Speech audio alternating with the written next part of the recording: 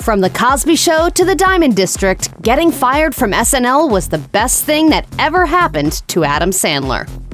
Growing up, Adam Sandler was inspired by his close-knit family. He always had an interest in comedy and even used to perform impressions of his own grandmother in front of her and his family. By the time he reached his early adulthood, the actor had his eyes on NYU's Tisch School of the Arts. While in college, Sandler worked doing stand-up at various comedy clubs in New York City, though not everyone was convinced he had what it took to perform as an actor. In Variety's Actors on Actors, he sat down with fellow star Brad Pitt, who asked Sandler to confirm a story he'd heard about him regarding a discouraging experience with a college professor. As it goes, the professor took Sandler out for a beer and shared his opinion of the pupil's acting skills. And he kindly said to you, yes, think about something else. Exactly. You listen, you got a heart, but you don't have it.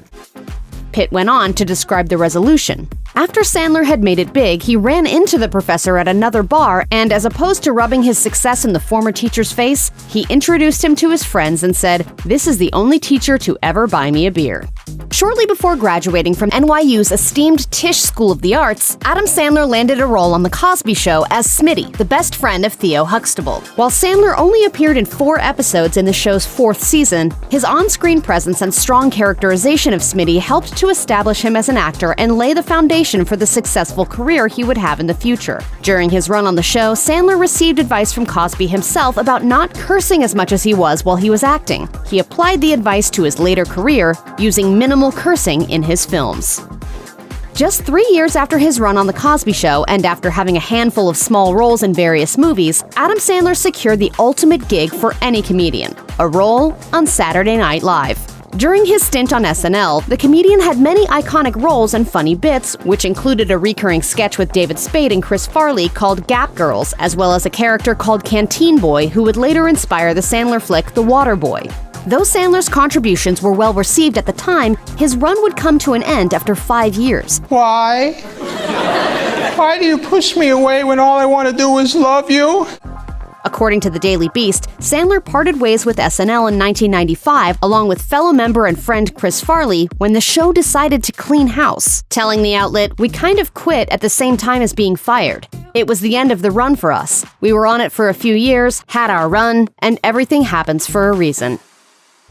Movies are arguably what Adam Sandler is most recognized for, but his work making comedy albums is also popular among fans, especially during the holiday season. The comedian wrote and performed the Thanksgiving song while he was a regular on Saturday Night Live, and it would later be released on his debut album, They're All Gonna Laugh at You, in 1993. The album was filled with songs and sketches as opposed to stand-up material and leaned into more adult humor that Sandler wasn't able to perform on SNL. The Thanksgiving song helped enormously with the album's success. Despite being a humorous song about the sometimes absurd spectacle of the Thanksgiving holiday, Sandler's song was a hit among listeners, and it even spent 2 weeks at the number 37 spot on the Billboard Active Rock chart in December 1998. His other holiday hit, the Hanukkah song, reached listeners everywhere, and like its predecessor, debuted on Saturday Night Live. In the song, the comedian talks about the overbearing nature of Christmas time and how it can be particularly hard for Jewish people. Sandler released the song 2 years later on the album What the Hell Happened to Me, which peaked at number 80 on the Billboard Hot 100 chart in January 1999.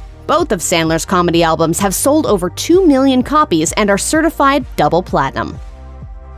Adam Sandler's departure from SNL didn't discourage him from pursuing a career in comedy. The same year he left the series, Sandler co-wrote and starred in the comedy classic Billy Madison. He followed that up the next year with another hit, Happy Gilmore, once again pulling double duty by co-writing and starring. Both films were incredibly successful at the time and helped Sandler soar further in the movie industry. By the late 1990s, Sandler decided to start his own production company, creating Happy Madison Productions in 1999 after producing both The Waterboy and Big Daddy. The first film officially under the company's belt was 1999's Deuce Bigalow, Male Gigolo. While Sandler's films have not always been highly regarded by the industry's critics, they nonetheless have become fan favorites over the years and garnered billions in revenue. According to the numbers, Happy Madison Productions has produced nearly 50 films over 20 years, and as of 2022, it has totaled $3.9 billion in revenue. While Adam Sandler may be one of the biggest comedians in the film industry, unlike some of his celebrity peers, he keeps personal and romantic life relatively private. According to the Daily Mail, the actor met model Jackie Titoni while filming the 1999 comedy Big Daddy. In the film, Titoni appears as a waitress in a scene that lasts less than 30 seconds, but her presence was enough to make an impression on Sandler. In 2020, the Happy Gilmore star shared pictures on Instagram of the pair together from around the time they first met and revealed they had an instant connection, writing, "22 years ago today, we locked eyes and fell deep.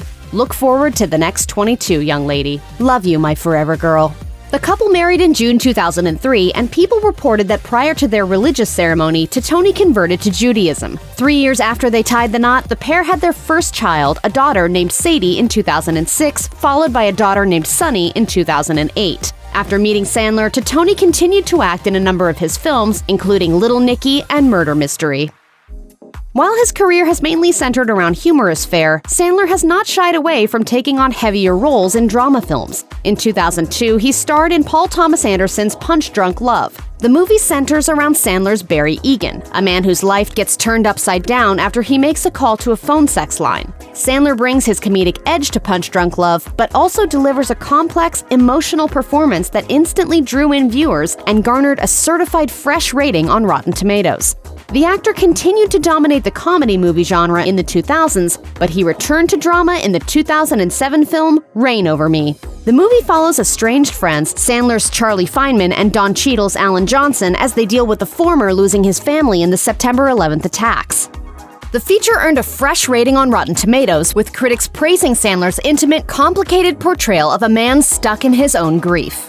Sandler's role in the 2019 film Uncut Gems received widespread acclaim, and in 2020, the actor won the Independent Spirit Award for Best Male Lead.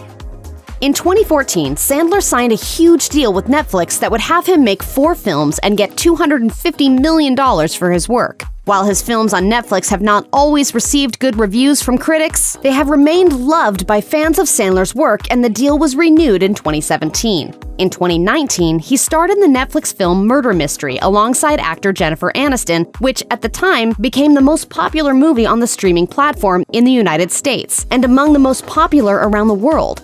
Because of the incredible success of Murder Mystery, Insider reported that he secured yet another deal extension with Netflix in 2020, agreeing to make an additional 4 movies. Since signing the deal, the actor and producer has since released Hubie Halloween and Hustle on the streaming service. Throughout his professional career, Adam Sandler has formed a number of friendships with other stars, and those friendships have stood the test of time. While Sandler was on SNL, he became good pals with fellow cast members David Spade and Rob Schneider, both of whom have appeared in a lot of Sandler movies. Sandler has also produced some of their biggest hits, such as Schneider's Deuce Bigalow movies or Spade's 2001 film Joe Dirt. In a 2020 interview on Rob Lowe's podcast, Spade touched on just how close the two are when it comes to professional collaborations, saying, "I've probably only been in about 40 Adam Sandler movies. I mean, I sort of come in the fine print, you know what I mean?" Another buddy and frequent co-star of Sandler's is actor Drew Barrymore. The two first worked together on 1998's The Wedding Singer and have stayed friends while making other movies over the years, including 50 First Dates and Blended. According to People, when Barrymore presented Sandler with an award at the 2020 National Board of Review Annual Awards Gala, she said, "You deserve the best, you give the best, and you are the best. I love you very much."